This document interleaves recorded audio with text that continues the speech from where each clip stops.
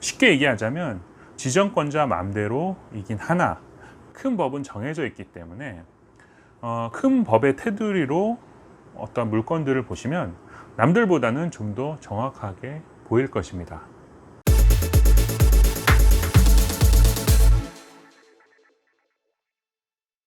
안녕하세요, 한동화입니다. 오늘은 1,000만 원을 투자해서 10억의 부동산을 만든 이야기를 해드리겠습니다. 아직 진행 중이긴 하지만 저의 실제 사례입니다. 그리고 진행 중이라고 하더라도 매년 12% 정도의 수익을 덤으로 주고 있기 때문에 제가 투자한 것 중에 가장 수익이 많이 나는 것이 아닐까라는 생각이 듭니다. 더욱이 이 물건은 제가 셀프 리모델링을 했던 물건이라 이야기거리도 상당히 많이 있습니다. 본격적인 이야기를 하기에 앞서 사진 한 장을 제가 보여드리겠습니다. 보시는 다세대 빌라의 지하를 매매하라고 하신다면 하시겠습니까? 앞에 보시면 바로 점집도 있습니다. 제가 매매하려던 집은 저 점집 바로 옆호였습니다. 그것도 반지하였습니다.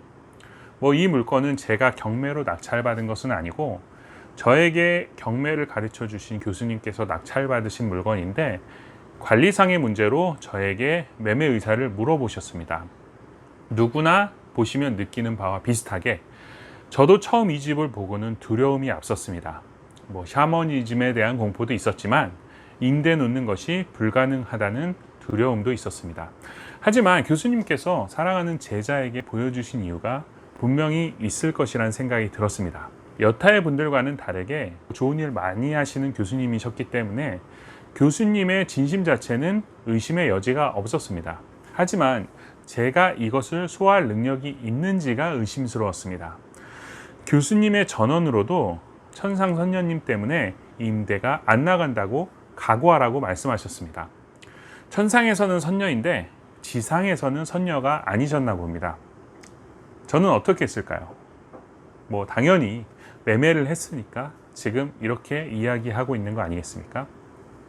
저는 부동산은 입지라는 기본에 충실해서 매도를 했습니다.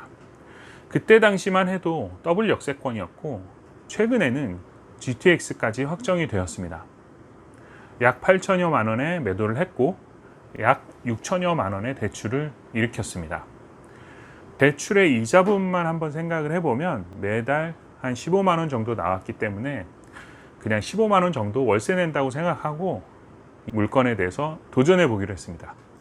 임대를 놓는다는 것 자체는 불가능해 보였기 때문에 제 생의 가장 큰 도전 중에 하나였다고 생각이 됩니다. 이런 도전이 가능했던 이유는 같은 평수의 옆집이 불과 몇 년 전에는 약 1억 6천여만 원의 거래가 되었기 때문입니다. 하지만 그때 당시에는 뉴타운 바람이 불었기 때문에 가격이 높았던 시절이긴 합니다. 뉴타운을 기대했던 것은 아닌데 그래도 기분상으로는 옆집의 반값에 샀으니 매달 15만 원씩 학원비 낸다는 생각으로 도전을 해보게 됐습니다. 등기를 하고 나서 이 빌라를 다시 찾아왔는데 기적이 일어났습니다. 천상선녀님께서 천상으로 아마 올라가셨나 봅니다.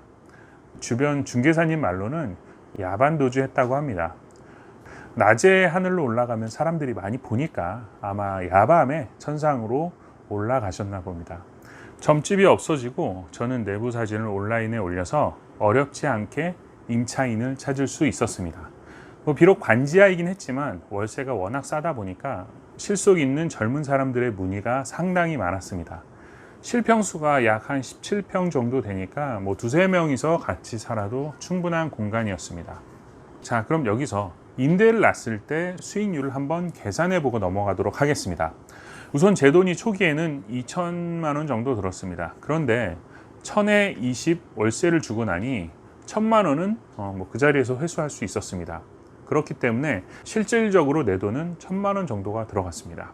매달의 현금 흐름을 보면 25만 원 월세를 받아서 15만 원 이자를 내고 나면 10만 원 정도가 내 돈이 되게 됩니다.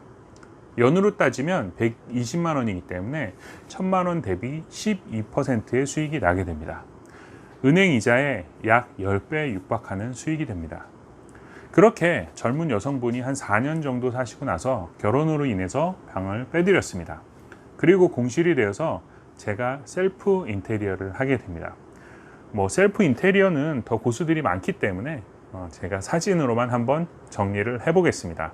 자, 첫 번째 사진 보시면 이게 그 여성분이 4년 동안 살고 나간 그 직후의 모습이고요. 제가 셀프 인테리어를 통해서 집을 이렇게 수리를 했습니다. 고수들이 보기에는 부족한 점이 많겠지만 나름 만족한 셀프 인테리어였습니다. 업체에 의뢰했을 때는 약 400만 원 정도 들었는데 저는 63만 원으로 해결했습니다. 그 가격표도 간단하게 보여드리도록 하겠습니다. 물론 업체에 맡기면 비교가 안 될 만큼 높은 수준의 인테리어가 되었을 것입니다. 그렇지만 저는 새로운 경험들을 해보게 됐고 장판도 유튜브를 통해서 아마 처음 새로 한번 깔아봤습니다.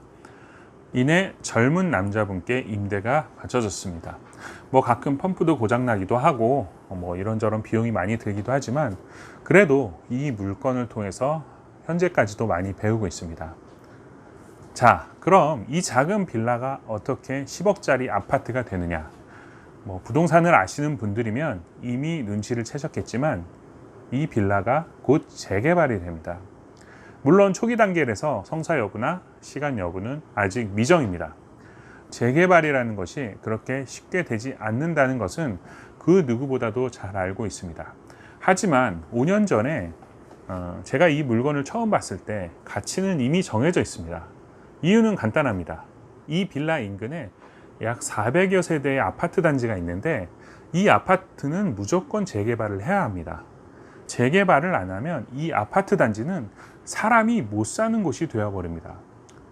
다세대 주택은 세대수가 적어서 수리보수가 용이하지만 아파트 단지는 노후가 심해지면 보수 비용이 어마어마하게 발생하게 됩니다. 결국 재건축 아니면 재개발인데 여건상 재개발 확률이 상당히 높았습니다. 재개발을 해야 한다면 땅의 모양상 제가 가지고 있는 빌라가 포함될 확률이 상당히 높았습니다. 물론 운이 좋았다고 말할 수도 있습니다. 하지만 재건축이나 재개발은 뭐 도시군 계획이나 뭐 건축법 같은 것들이 재개발과 같이 맞아야 이루어집니다.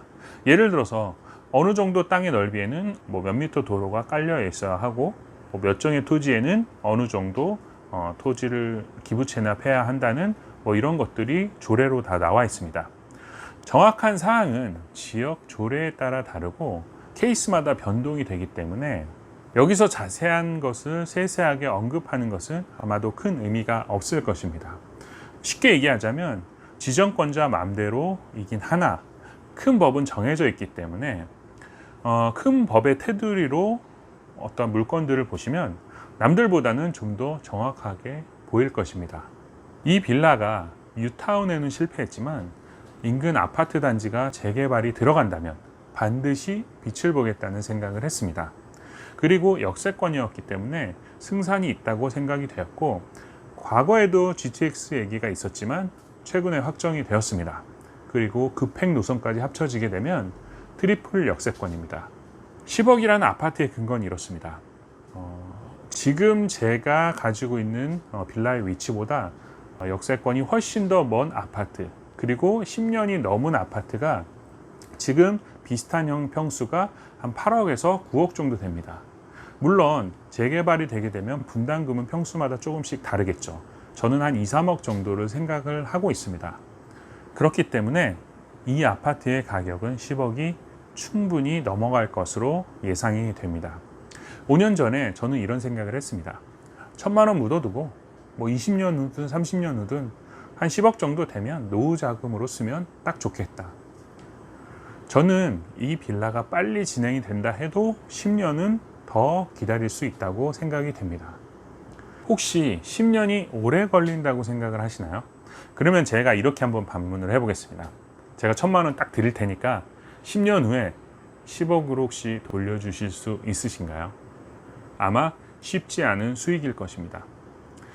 여기서 몇 가지만 정리하고 제가 오늘은 마치도록 하겠습니다. 첫 번째, 부동산 투자함에 있어서 보기 좋은 것만 찾지 말고 미래 가치를 꼭 보시기 바랍니다.